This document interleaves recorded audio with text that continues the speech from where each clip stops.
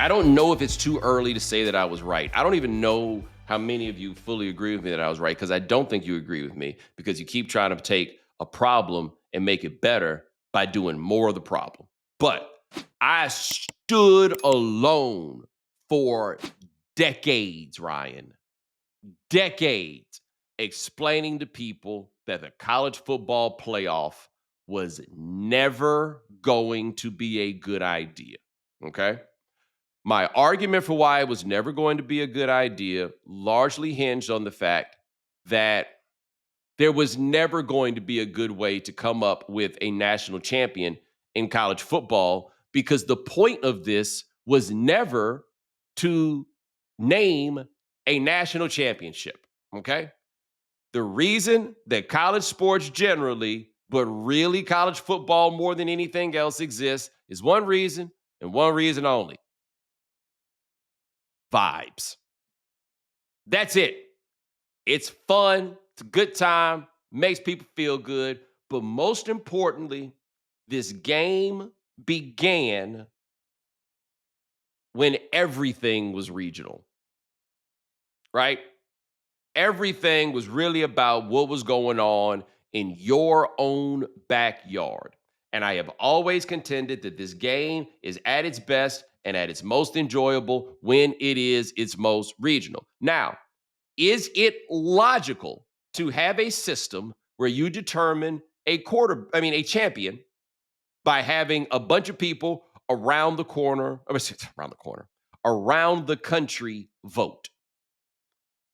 It's not illogical, actually. And the reason I say it's not illogical is that it is no less logical than having a room full of people sit around and vote about who gets into your little tournament that you put together at the end of the year. It's a different way to do it, but it doesn't make a lot more sense. What it is, however, is perhaps just a little easier for people to wrap their minds around, because the logic of a tournament and head to head, it does not tell you who a quote unquote true champion is, nor is it especially scientific, but it is easy to understand, right? Hey, we beat them. Now we go play another round. Now we beat them. We go to another round. Okay, like everybody gets that. But this isn't like when you have one of these tournaments in professional sports.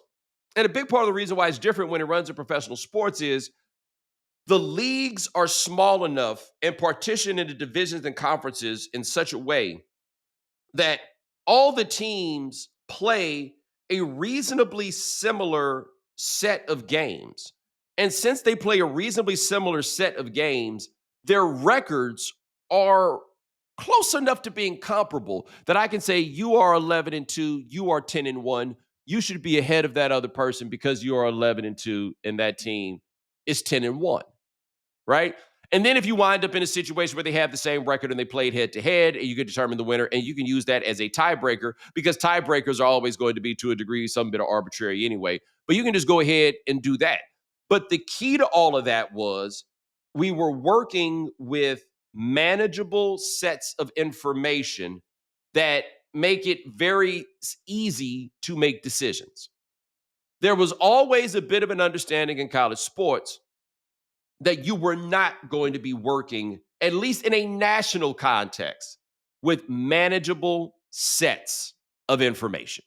You weren't, okay? So as a result, we had things like voters and polls, because that was what you needed to make sense of what was going on. You trusted a group of people that you perceived to have a certain measure of expertise, and then let them vote and come up with stuff. Now, again, they wasn't always going to be out here getting it right and everything else. But all it took was somebody didn't like a little something that somebody did, right? And once somebody didn't like that little something that somebody did, now we argue about it. And now it's, why do we have a playoff? Everybody else has a playoff. Why don't we have a playoff? They got a playoff in Division One AA, and it works. Why don't we have a playoff? And I would always ask the question, man, how the fuck you know what they do in 1AA work or not? You ain't watching. You understand what I'm saying? Like, Everybody got so caught up on this idea that it was necessary, that this was the only legitimate way to come up with something, right? And now you got it. You got the playoff that you always asked for. And I know that it apparently TV ratings have been good, right? People watch all the games, so forth and so on. I hear you there.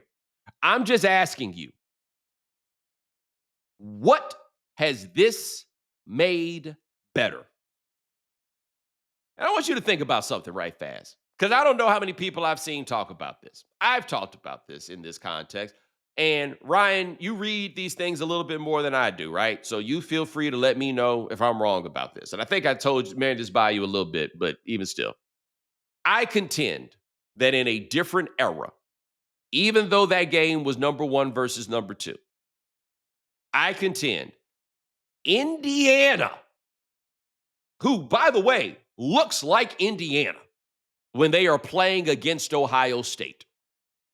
They beat Ohio State for the Big Ten championship as recently as, I'll call it 15 years ago, maybe even 10 years ago, but let's call it 15. I think that may have gone down as one of the biggest upsets in the history of college football. It's up there. Like, I don't care about what the betting line was. I'm talking about, in effect, how many of you really thought that Indiana had an actual factual chance against Ohio State? Right? Indiana, like, I remember what a big deal it was when Northwestern went to the Rose Bowl in 1995. Okay? It was giant. All right? Similar, like, the thing when I think of big upsets in college football, the first thing that jumps to mind is Boise State and Oklahoma in that Fiesta Bowl. Yes. Those types of, like, calibers of programs going against each other and, like, looking the same on the field and ultimately getting the win in the end. Yeah, but Indiana, to me, is the same caliber of college football program as Boise State. Correct. That's right? my point. Yeah. Yeah. Now, things are different now. And they'll talk about, oh, it's NIL. These are a bunch of dudes from James Madison. Like, I don't think that NIL is the secret to what Indiana is doing. This is not what Texas Tech is doing. Right. Like, I think it may have something to do perhaps with just the money the Big Ten brings in, and it allows Indiana to then be more competitive relative to their peers or whatever. But no, Cignetti brought, he brought, you remember when Dion was like, I'm bringing my luggage, and it's Louis. Look, Cignetti was like, I'm bringing my luggage, and boy, is it ever sturdy. Look at the stitching on this. It's put together so well, right? But it's like, but they did this. And I don't think that we are celebrating the fact that Indiana is the number one team in the country going into the postseason in the way that we would. And there's no real argument for anyone else. No, there's none. And look, they've only really played against two good teams this year. But those two good teams are the number 3 and the number 5 team in the country. And they went into one of their houses and beat them definitively. And not only did they beat Ohio State in this championship game at a neutral site, it was 13-10. Like, Ryan, you tell me if I'm crazy, but normally you would expect in a circumstance like this, and you use Boise State as the example. Trick plays. Yeah, trick plays, high variance, special teams touchdowns. But no, they got into a nitty-gritty Big Ten war with Ohio State and beat them. And beat them, okay? That doesn't feel like it matters that much anymore. Like, I remember when they changed speaking of Indiana, they changed the Indiana high school basketball tournament. I was talking to Pat Forty about this when it happened. This is when I was first getting to know him. And what they did was they changed it.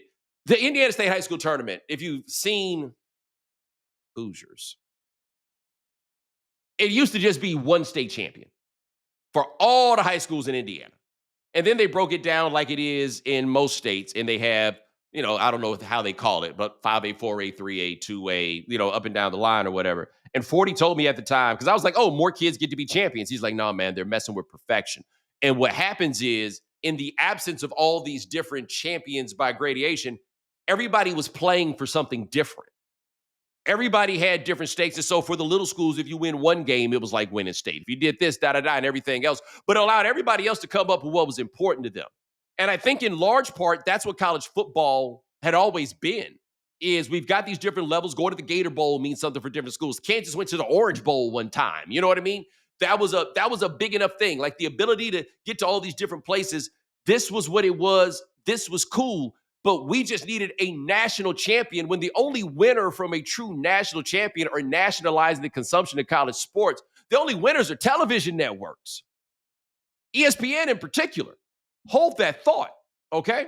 So, yeah.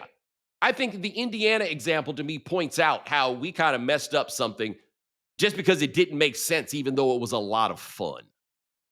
We were better off in that regard. So now we've got this playoff, and it's going to be a 12-team playoff. And it gets you to a committee that, all right, talked about this many times as I've talked about the playoff and everything else. And I'll say it again because I think it's important for everybody to understand. All right. The college football playoff is a package of television shows. That's what it is. It is a package of television shows presented to you by ESPN and its partners in college football. That's what it is.